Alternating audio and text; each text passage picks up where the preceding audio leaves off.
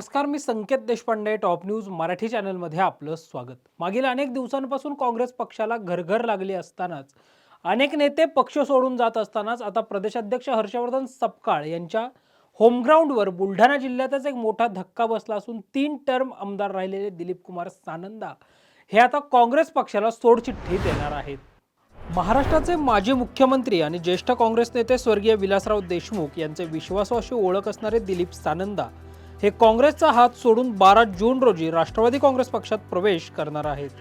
1999, 2004, 2009 अशी सलग 3 टर्म खामगाव विधानसभा मतदारसंघातून विजयी झालेले दिलीप कुमार सानंदा हे 2014 मध्ये राज्याचे विद्यमान कामगार मंत्री आकाश पांडुरंग फुंडकर यांच्याकडून 7061 मतांनी पराभूत झाले होते.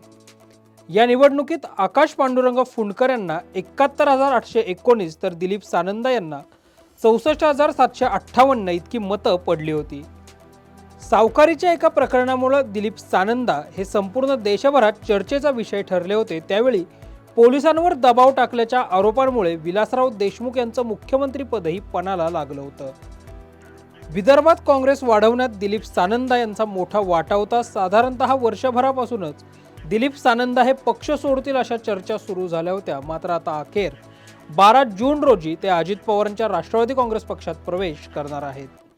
विद्यादानाची उज्ज्वल परंपरा असलेलं विद्येच्या माहेरघरातील आदर्श विद्यापीठ टिळक महाराष्ट्र विद्यापीठ पुणे 2025-26 या शैक्षणिक वर्षासाठी प्रवेश सुरू.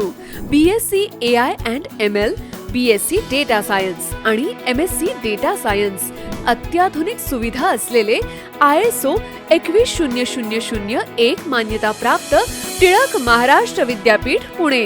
अधिक माहितीसाठी संपर्क 922300 2070 किंवा 922300 2071.